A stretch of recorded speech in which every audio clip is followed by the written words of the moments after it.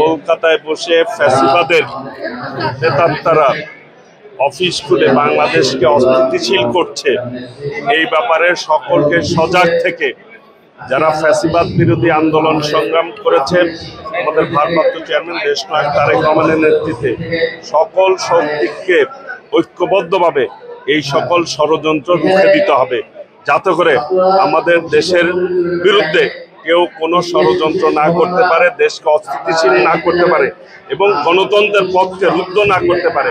সেই ব্যাপারে সকলকে ঐক্যবদ্ধভাবে কাজ করতে হবে।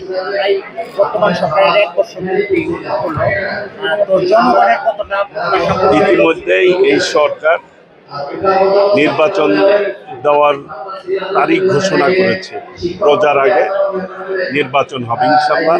আমাদের দলের পক্ষ থেকে এটিকে স্বাগত জানিয়েছেন। আগামীর বাংলাদেশ জনগণের বাংলাদেশ হবে, জনগণের কল্যাণমূলক সরকার গঠিত হবে, জনগণ তার সরকার বেছে নেবে ইনশাআল্লাহ।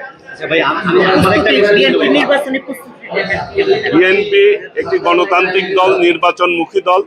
বিএনপি জনগণের রায়ের ক্ষেত্রে সকল সময় বিএনপি বলেছে বাংলাদেশে একটি সুষ্ঠু, গ্রহণযোগ্য, নিরপেক্ষ নির্বাচন হোক, জনগণ তাদের পছন্দ মতো সরকার বেছে নেবে, দেশকে পরিচালনা করবে।